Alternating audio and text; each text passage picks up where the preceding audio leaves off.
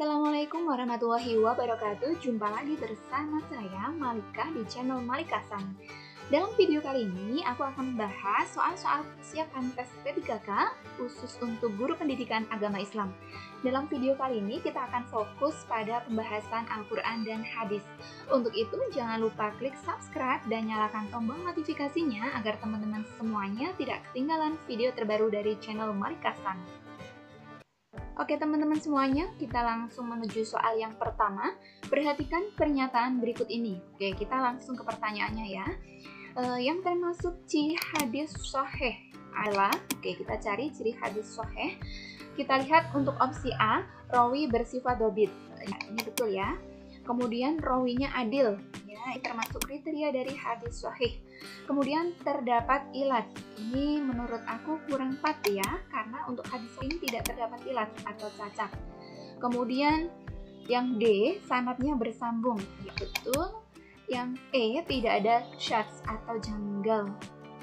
Ya, tidak ada janggal. Nah, ini betul. Jadi yang jawaban yang paling tepat adalah yang A, B, D, dan juga E.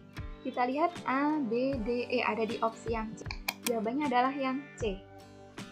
Soal kedua, hadis secara bahasa atau etimologi artinya A, penjelasan, B, pemaknaan, C, baru, D, pembicaraan. Nah, hadis ini secara etimologi artinya teman-teman adalah baru.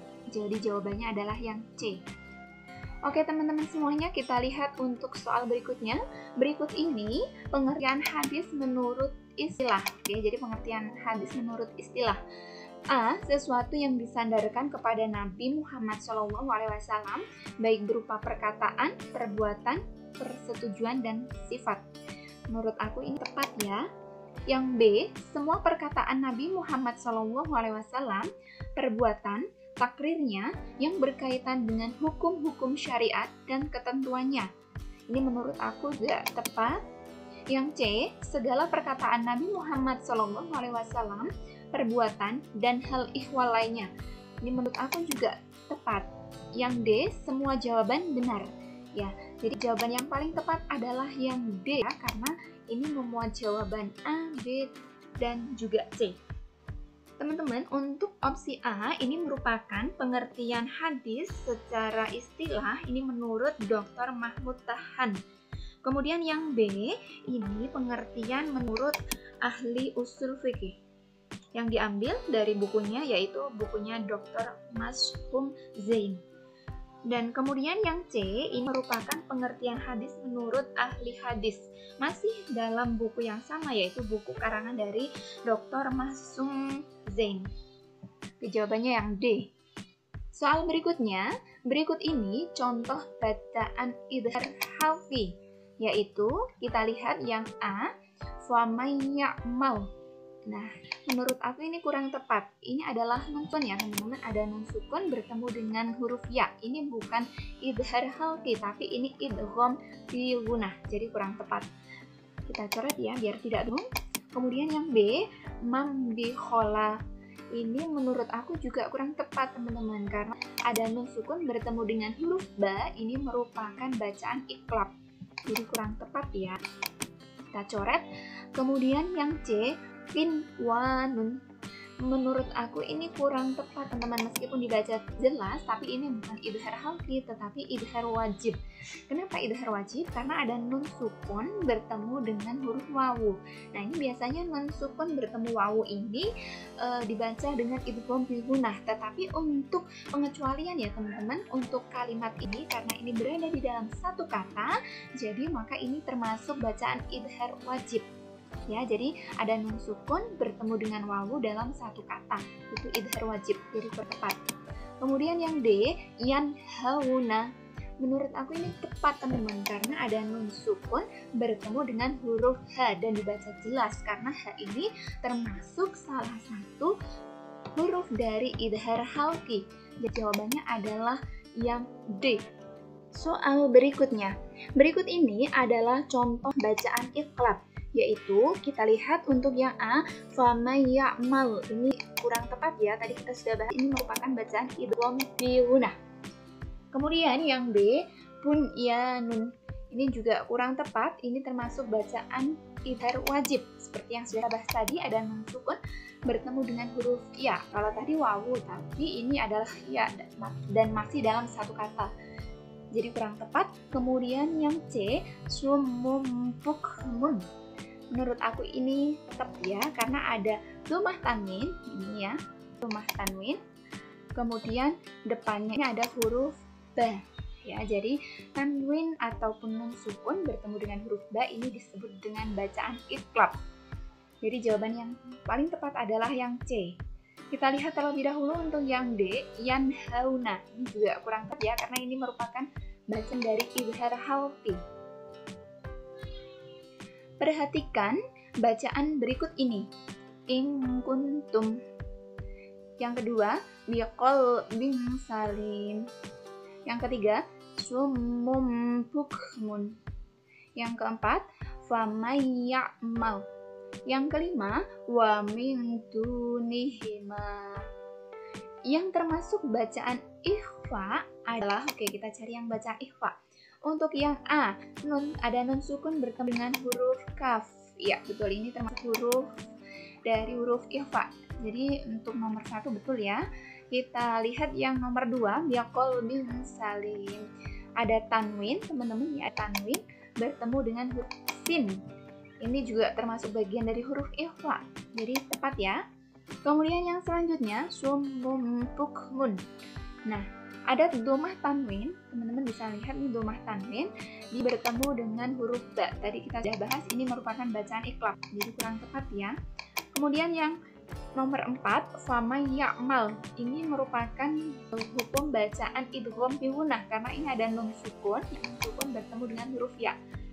Ya, huruf idgham fi gunnah ya nun mim wawu. Jadi ini kurang tepat, bukan bacaan ikhfa ini.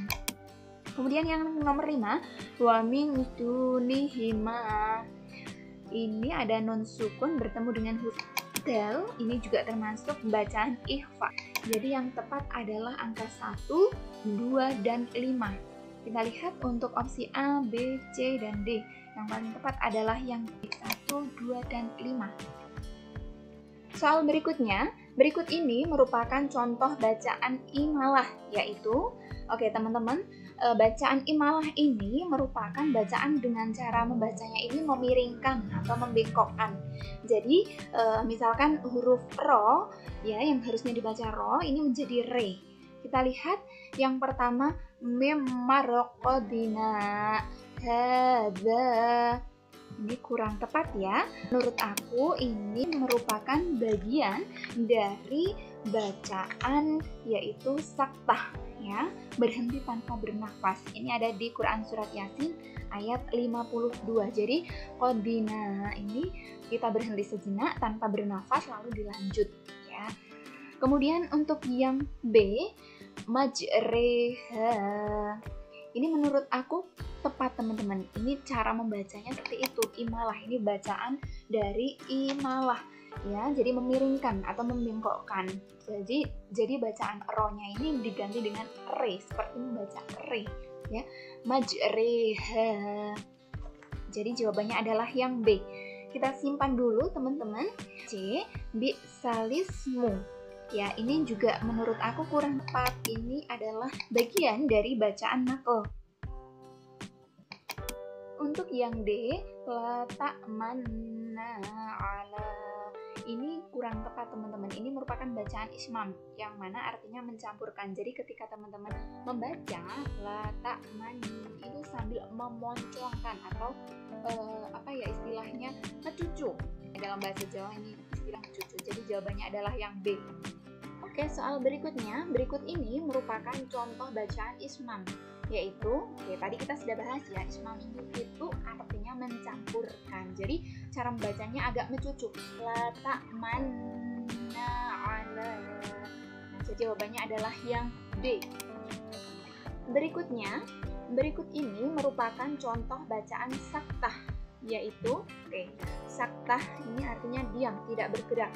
Jadi seperti tadi yang sudah awal kita bahas bahwasanya untuk bacaan saktah ini ada di Quran surat Yasin ayat 52. Bacanya adalah mim marqadina hadza. Jadi kita kita berhenti sejenak tanpa bernafas, kemudian kita lanjutkan membacanya. Jawabannya adalah yang A. Perhatikan hadis berikut ini. Oke, teman-teman bisa lihat hadisnya ini ya. Maksud hadis di atas adalah, oke teman-teman, untuk hadis ini merupakan hadis tentang larangan kencing di air yang tergenang. Jadi kita tidak diperbolehkan untuk buang air kecil di air yang tergenang atau air yang diam. Ya, jadi jawabannya adalah yang D. Soal berikutnya, hadis yang diriwayatkan oleh sejumlah orang dengan jumlah tertentu dan menurut kebiasaan mereka mustahil bersepakat untuk berdusta disebut hadis A. Mutawatir, B. Hadis sahih, C. Hadis hasan, D. Hadis dhaif.